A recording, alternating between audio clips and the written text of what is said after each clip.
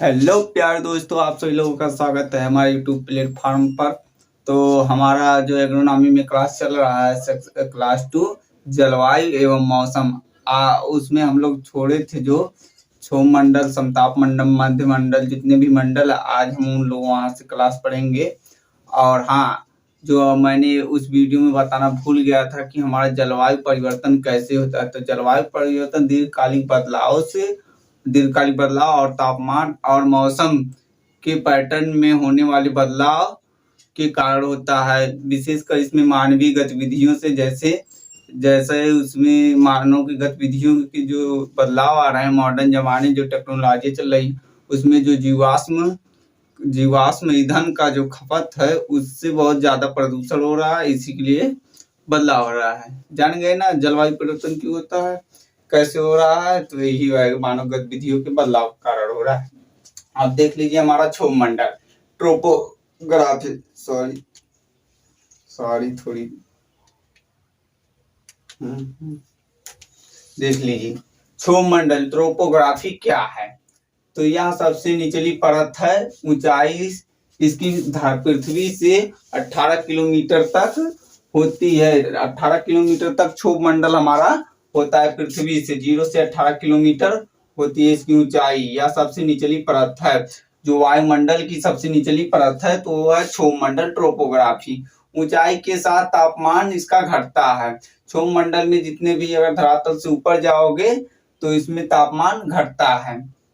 मृदा वायुमंडलीय भार का 85% भार इस मंडल में पाया जाता है। मृदा का जो वायुमंडलीय भार है वो 85% सिर्फ क्षोभ मंडल का ही होता है भार। क्षोभ मंडल का भार ही 50% होता है कुल मृदा की कुल वायुमंडलीय भार। वायुमंडल की दैनिक घटनाएं जैसे वर्षा, तापमान, ओस, बादल इत्यादि इसी में होते हैं। जो क्षोभ मंडल अपना है वहीं अपना बादल बनता है, वहीं से वर्षा होती है, वहीं से तापमान में घटोत्तरी बढ़ोतरी होती है। ये सब इसी जगह से होता है क्षोभ मंडल में हमारा।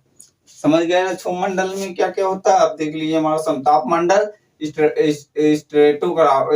स्ट्रेटोफेयर कहते हैं इसे।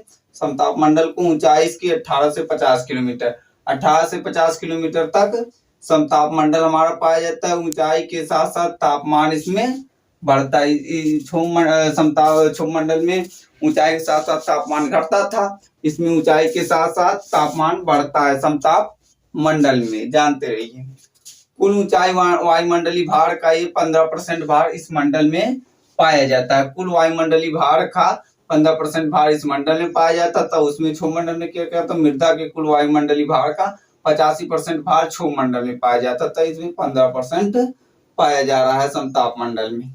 इस मंडल में ओजोन परत पाई जाती है।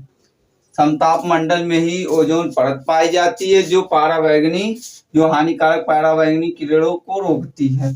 जो सूर्य के हानिकारक पराबैंगनी किरण आती हैं पृथ्वी से आने के लिए ओजोन परत रोकती है, इसी में पाई जाती है समताप मंडल में। इसलिए इसे ओजोन मंडल भी कहते हैं। इसलिए इसे ओजोन मंडल के नाम से भी जाना जाता है। तो हो गई ना, पराबैंगनी किरण बहुत खतरनाक होती है, अगर आ जाएगी धरती पे तो हल्का मचा देगी। इसीलिए इसे रोकते हैं। ओजोन परत में भी अब छेद हो रहा है धीरे धीरे। अंटार्कटिका जो है हमारा उस साइड में वैज्ञानिकों का कहना कि वो छेद हो रहा है थोड़ा थोड़ा। तो अगर उसी को बंद करने के लिए साइंटिस्ट लगे हुए हैं। अगर वो छेद हो जाएगा तो बहुत बहुत नुकसान होगा पृथ्वी पर।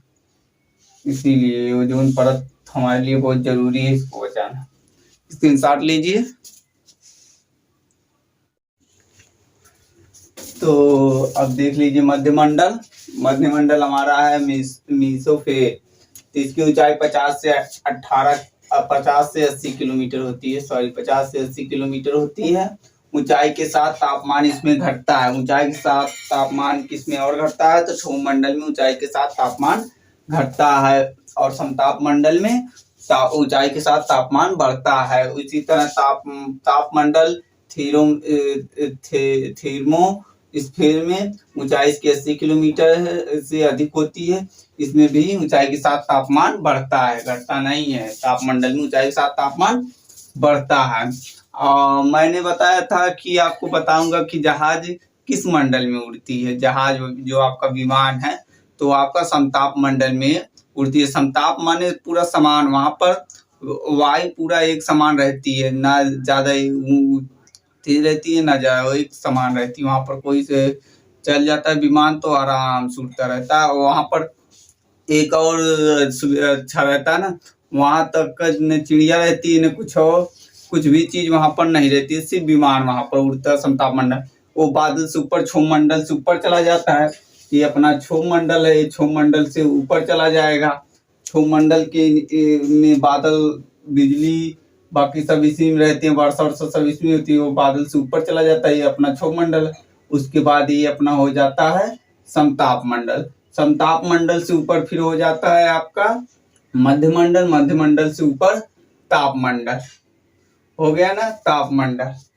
तो आपका विमान यहाँ पर उड़ता है।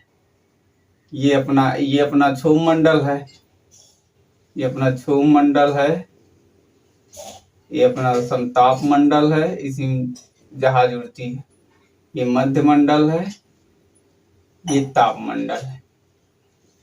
तापमंडल ये इसको हटा दो। तापमंडल है पूरा एकदम 80 से अधिक तापमंडल है अपनी पृथ्वी। तो हो गया ना ऐसे। तो आप समझ लीजिए विमान समताप मंडल में उड़ता है। बाकी आयन मंडल देख लीजिए। आयनोस्फीयर यह मध्यमंडल के ऊपर, अपने मध्यमंडल के ऊपर तथा तापमंडल के निचले भार पर पाया जाता है। तापमंडल के निचले भार पर पाया जाता है, मतलब कि मध्यमंडल से ऊपर और तापमंडल के निचले ये वाला भाग जो रेड में बना रहा हूं, ये अपना है आयन मंडल। ये अपना आयन मंडल है।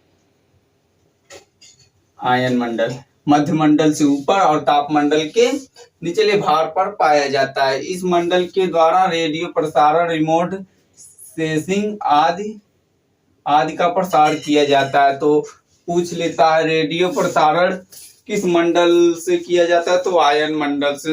रिमोट सेंसिंग मतलब जो रिमोट कंट्रोल सैटेलाइटें हैं वगैरह सब इसी जगह चलाई जाती हैं।